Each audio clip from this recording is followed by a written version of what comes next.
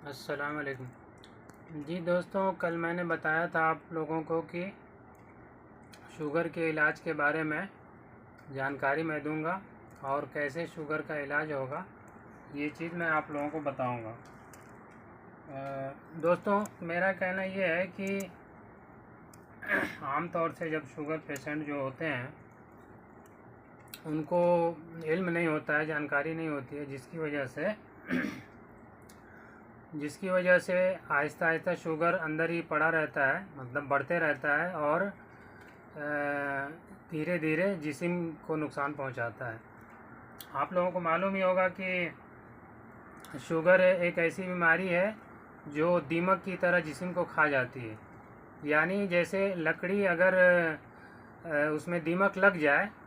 तो ऊपर से तो सही सलामत अच्छी खासी दिखेगी, लेकिन अंदरूनी तौर से बिल्कुल दीमक जो है खोखला कर देता है। उसी तरीके से शुगर जिस्म को खोखला कर देता है।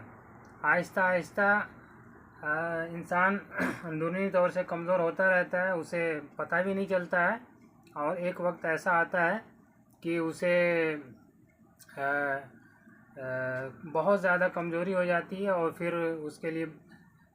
उसकी सेहत बिल्कुल गिरते जाती है और सुधार का कोई रास्ता नहीं नज़र आता है। दवा खाने से बज़ाहिर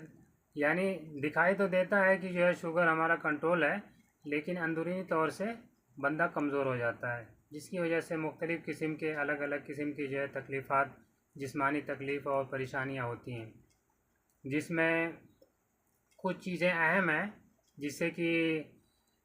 दिमाग का कमज़ोर होना, भूलना और इसी तरीके से जो है पैरों में जलन होना, पैरों में सूनापन होना, किडनी का ख़राब होना, आँख का कमज़ोर होना, नज़र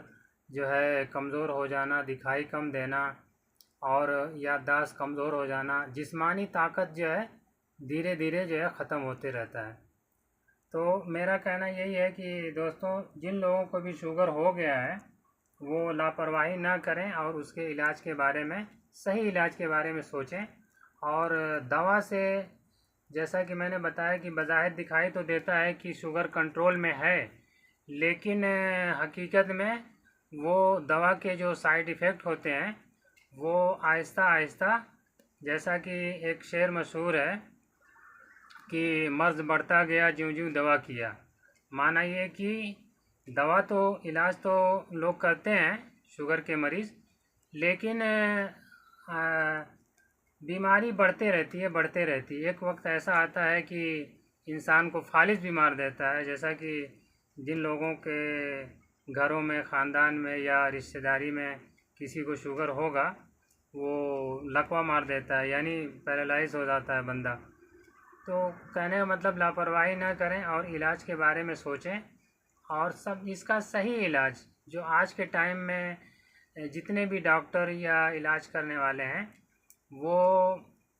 सही इलाज बताते हैं। और डॉक्टर जो है उनको खुराक के बारे में, शुगर के मरीज़ जो होते हैं उनको खुराक के बारे में नहीं बताते हैं,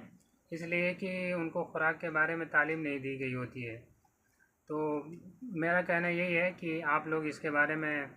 जिनको भी शुगर का मर्ज़ है, सोचें और उसके इलाज के बारे में फ़िक्र करें। और जैसा कि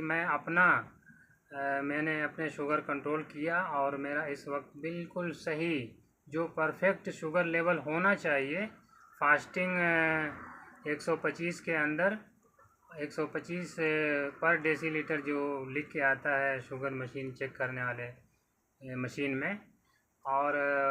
खाने के बाद रेंडम 140, ये परफेक्ट है। अगर इस लेवल पे बंदे का शुगर कंट्रोल हो गया और इस लेवल पे है तो समझ लीजिए कि उसे दूसरी जो बड़ी बड़ी बीमारियां होती हैं, जो जैसा कि मैंने बताया कि फालिज मार देना और दिल कमज़ोर हो जाना, हार्ट अटैक, और इसी तरीके से किडनी का ख़राब हो जाना, नज़रों का, आँखों का कमज़ोर हो जाना, पैरों में जलन और पैरों की उंगलियां कट कट जाती हैं, यहाँ तक कि जो है बहुत ज़्यादा मर्ज़ हो तो पैर हो जाता है तो पैर भी कट जाता है। तो इस बारे में जो है आप लोग सोचें और मैं आप लोगों को जानकारी देता रहूँगा आने वाले वीडियोज़ में। आप लोग जो है मेरे चैनल को सब्सक्राइब करें, लाइक करें, शेयर करें और मुझसे कांटेक्ट करें। डिस्क्रिप्शन में मेरा कॉन्टेक्ट नंबर है, और क्या उसके लिए क्या इलाज का अच्छा सबसे बेहतरीन और अच्छा तरीका क्या है वो मैं बताऊंगा इंशाल्लाह। ठीक है, बिला झिझक आप कांटेक्ट कर सकते हैं और हमसे रब्ता करें, और अपने शुगर का और दूसरे जो है अमराज होते हैं, जो बीमारियां होती हैं, उसका भी इलाज